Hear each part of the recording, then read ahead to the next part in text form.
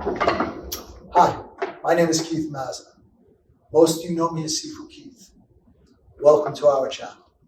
Hey everybody, Sifu Keith here, and today's video is how to utilize Wing Chun footwork, your exchange step to deal with a low round kick, and how to follow up on the offensive. But before we do that, I need you to go over to the boxes, click like and subscribe, and click the bell to always to be kept up with our latest videos.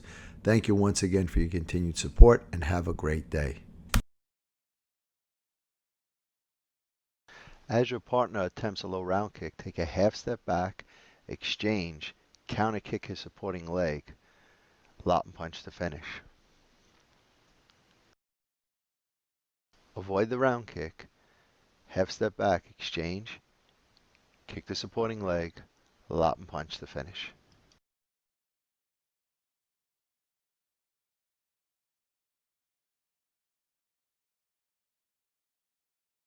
And don't forget to hit the like, subscribe, and share buttons. And when you hit the subscribe button, please hit the bell notification to all so we can let you know as soon as we put out a new video. And we want you to know that we're here for you.